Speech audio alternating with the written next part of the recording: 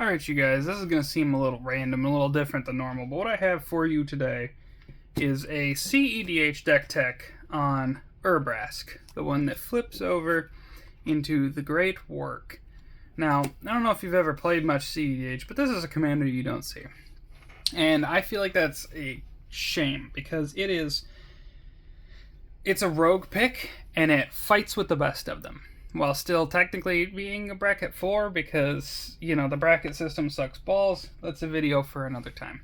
So I figured I'd go over this as a deck tech real quick, just in case any of you want to build this and have some fun. So the main gimmick around this is Urabrask. As you can see, it's a 4/4 for 4. First strike. Whenever you cast an instant or sorcery spell, it deals 1 damage to target opponent, add a red. Then you can pay a red and exile it and return it to the battlefield as the Saga if you've cast 3 or more instants or sorceries. This kind of sounds like Ral, doesn't it? Where you're just spell slinging shit. But trust me, the backside payoff is so much better. So the Great Work starts by dealing 3 damage to any opponent and all of their creatures. So it board wipes 1 player in basically any cEDH pod. You make 3 treasure tokens on the next Saga, and the final one gives you Past in Flames on all instants and sorceries, including your opponents. Anything in the graveyard that's an instant or sorcery, you get access to for you have to pay the mana for it, but you get access to it. And because you make treasures, you have the colors to fix it. This turns into a really disgusting storm deck. And I'm going to get that started. We're running 6 total basic mountains. You know, you need a couple just in case you get hit with some bullshit. I'm running a City of Brass, as well as Mana Confluence, just to help you cast things off the backside of Urabrask. Karn's Bastion. We need as much proliferate as we can get. We only have, I believe, 3 pieces that can proliferate, but they're well worth it. I am running... If I can get them here real quick. I should have sorted these ahead of time. I'm running every fetch that I can for mountains. So we have 4 of the regular fetches plus Prismatic Vista. They all accomplish the same thing in this deck. Set these aside up here. I'm running, obviously, some of the staples. Urza Saga, Crystal Vein, Gemstones, City of Traders, Cavern of Souls, Ancient Tomb. Those are sort of the extra ramp lands. And then we're running Great Furnace to help turn on Mox Opal. And finally, I'm running all 3 MDFCs that you can shock. Each one of these has its own purpose, but can also just be a land in a pinch. Shatterskull is really good removal if you need it to be. Sundering Eruption is land destruction and makes it so creatures without flying can't block, can come in real handy. And Pinnacle Monk is a 2/2 with prowess, and it lets you return an instant or sorcery from your graveyard to your hand. Really good if you get counterspelled and shut down on one of your ramp pieces, which we'll get into now. You're thinking, okay, you're in cEDH, how do you get to your 4 mana commander, right? Luckily for us, we are in red, which gives us quite the arsenal to get a hold of Urabrask nice and early if we so need to. So, for starters, in terms of artifact ramp, we're running Arcane Signet, Mox Opal, Ruby Medallion, a Grim Monolith, Mana Vault, Soul Ring, Chrome Mox, Lotus Petal, LED, Mox Amber, and Mox Diamond. You know, the standard lineup for rocks. But in addition, we're running Treasonous Ogre, Burgi, Jessica's Will, Desperate Ritual, Ragavan, Pyretic Ritual, Rite of Flame, Seething Song, Striker Rich, and Simian Spirit Guide. You are almost guaranteed with this deck to turn 1, if not turn 2, Urabrask.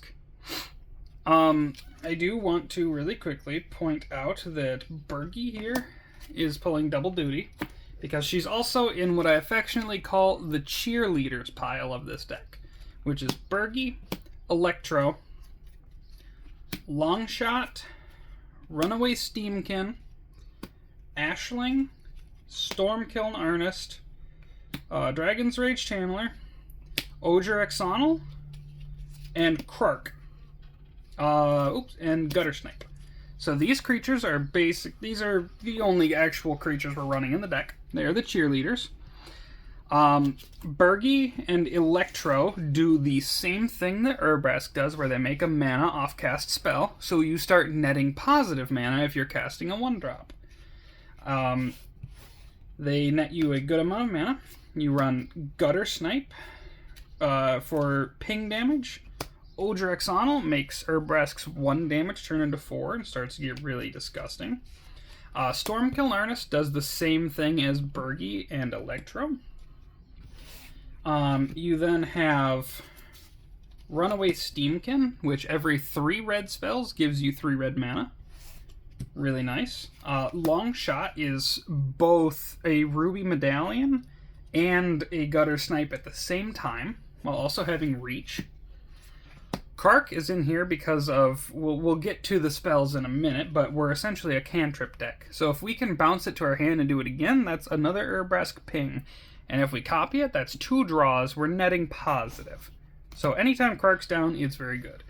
And then Ashling and Darcy both are, whenever you cast instant or sorcery, Ashling is a dig effect, you ditch a card, draw a card. Darcy is a surveil. These both help your consistency and fill your graveyard. Urabrask loves tossing shit in the bin to use once you get to your 3rd set. So we're gonna get to some stuff in a minute here for that. But those are things to note. This also will ping boards and make mana on top of it if you hit all 3. Darcy gets a little bit bigger and beats the tar out of people if you hit her threshold. Lastly, these guys are kind of just some misfits. We're running Volt Charge. This is the only red spell that proliferates, other than, I think there's a creature that does it, but you have to swing it, hit somebody, and sacrifice it. It's not good. It's Lightning Bolt and Proliferate for 3 mana, which is good enough in this deck. Staff of Completion is your best friend. If somebody steals your things with a Gilded Drake, you can pay 1 life to destroy it and bounce it back to yourself. It can make mana, it can proliferate, it can draw a card, and if you're making tons of mana, you can untap it. Staff of Completion, goated in this deck. Obviously, we're running Gamble. It's Gamble. And then we have Underworld Breach and Aetherflux Reservoir. We're a Storm deck, Aetherflux, self-explanatory. Breach is not here to do what you think it does. We're not casting instants and sorceries from our yard. Breach is actually here to return permanents. We have no way to interact with any of our permanents going to the yard. If we lose something important, you can use Breach to get it back. That's the main reason Breach is in this deck. Now, for the meat and potatoes. This giant pile of bullshit is your interaction. So we're running Grape Shot. Obvious. We'll get there. Grape Shot will sit over here. We'll come back to that. Wheel of Fortune to reload your hand. Deflecting Swat. Reckless Handling is another tutor for Artifact. You're obviously tutoring Staff of Completion. Redirect Lightning. Untimely Malfunction. Tybalt's Trickery. Reverberate. Reb and Pyroblast. Fork. Seize the Spotlight, and Chaos Warp. All self-explanatory cards, very stapley red cards. We're also running You Find Some Prisoners. Can either destroy an artifact or steal a card off of the top 3 cards of one of your opponent's library and cast it. It's both in our interaction pile as well as our cantrip pile that we're going to get to, which is this monster. So we're running just a bunch of red cards that are 1 or 2 mana that say, draw a card. So Romantic Rendezvous, discard a card, draw 2 cards. Light Up the Stage, exile the top 2 cards of your library, we're impulse drawing. Spectacle of 1 red, as long as somebody's taken a damage. Oh hey, Urabrask does that. Cleansing Wildfire is land destruction, get rid of those Gaia's Cradles and draw a card. Faithless Looting, Ancestral Anger. There's a bunch of these cards that nobody cares what this top part does, but it's a 1 red and a draw a card. Same thing, Renegade Tactics. Something can't block, draw a card. Playful Shove is a ping for 1 and draw a card. Flashback, new set card. Just do something again. Grab the Prize is a ditch card, draw 2 cards, and if it wasn't a land, you ping 2 damage for everybody. Crimson Wisps, haste enabling, draw a card, it's 1 red. Needle Drop is a really nice one. If something has already taken damage, including a player, they take another damage and you draw a card. Rile pings your own thing and gives it trample, draw a card. Overmaster is protection. The next instant or sorcery spell you cast can't be countered, draw a card. This is really good at baiting out counter spells, because people think you're gonna fucking cast some big, dumb, stupid thing that they're not gonna want to deal with, so they counter this, and all you wanted from it was the red mana and drawing a card. We're running Price of Freedom, another artifact or land destruction, and then draw a card. Spark of Creativity, Impulse draws 1, and then if you don't cast it, it bolts something for the CMC of the card if you didn't cast it. I don't have one. Please excuse my Mimi Art Lava Dart. I only got 1 shot and I missed. Flashbacks, Eating a Mountain. Actually, by doing this, it ramps you +1 positive red mana. Highway Robbery can be plotted during a setup turn and then cast for free later. You can also sack a land instead of ditching a card if you need pure card draw. Stun is a 2 mana cantrip. I'm just kind of waiting for another 1-drop red card that says draw a card to come out. Something can't block, draw a card. Crash Through, creatures you control gain trample, draw a card. Firebrain Scheme is the... I don't like Universes Beyond that much, but this is the Universes Within version of Romantic Rendezvous, I believe. Impulse, draw top off of your deck. We're running Gut Shot.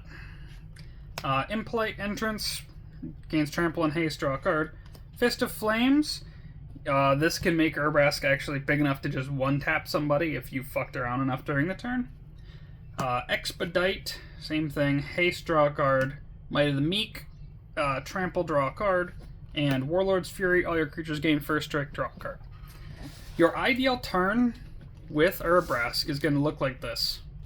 I play Urabrask, I have a mana left floating, cast this, ping you for 1, draw a card, cast this, ping you for 1, draw a card, cast this, ping you for 1, draw a card. Over and over and over. And the best part about this is as long as you get Urabrask to stick, it doesn't matter if anybody counters your spells, because this is a cast trigger to get you the mana. If somebody counters your spell, you lose out on the card draw, and that's it. And then, if you can manage to get to your Staff of Completion or your Volt Charge or whatever, you can wipe someone's board, and proliferate, and win on the spot. Somebody's got a Vamp Tutor in their graveyard. Cool, you just found Staff of Completion or Odra Axolotl. Everybody in cEDH runs counterspells, free shit, tutors, everything like that. They're burning them on early turns to set up for the win on late turns. So you take advantage of that by using them yourself to get your win cons first. If you ever at any point during use of this deck manage to get out any 2 of Runaway Steamkin, Stormkiln, Burgi, or Electro all at the same time, you will start netting positive mana every time you cast a spell, which will inevitably get you to Staff of Completion, which just lets you dig through your deck all you want. Eventually, you'll find enough spells to kill everybody, drop 1 big gut shot or grape shot, and win that way. The other hilarious thing with this deck, remember how I said that you find some prisoners technically counts as a cantrip? If you just so happen to hit somebody's win con, such as oh man, I'm blanking, Labman or Thassa's Oracle, there it is. The new Doom coming in the new set, or anything like that, and somebody's got, Tainted Pact, Demonic Consultation in their graveyard or whatever, you just took a win from somebody on your own. Same thing applies to if somebody's cast Praetor's Grasp earlier in the game and it's in their yard. You just Praetor's Grasp somebody's Thassa's Oracle, mill yourself out, win like that. The deck is really fun. It starts to get a little sticky with triggers, so you have to make sure you're keeping up. I recommend making yourself a mana tracker just to stay on top of what mana you have currently in your pool. But overall, this deck is incredibly strong. It very rarely whiffs. Like I said, as long as you're digging into one of these, I think there's 40 cards in the ammo pile. As long as you keep digging into those, you're going to have a great time. And like I said, you've got Darcy and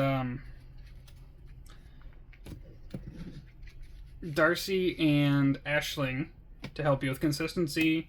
Kark makes sure you never miss. And these three idiots make sure everyone dies. These are your true win cons. You slap one of these on the board and everyone goes, uh-oh, we're going to die in like 5 spells. And then obviously, the gun.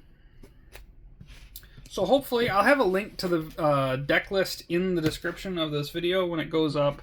Hopefully this inspires you guys to play this deck. I promise you, the cEDH meta, everyone will tell you that there are X number of viable decks. And if you're not playing those, you're playing off meta, and you might as well be playing Bracket 4. And that's just not true. Nobody ever figures something out without trying something different. And I truly think that Urabrask stands on its own. I hope you guys enjoyed. We'll catch you guys next time.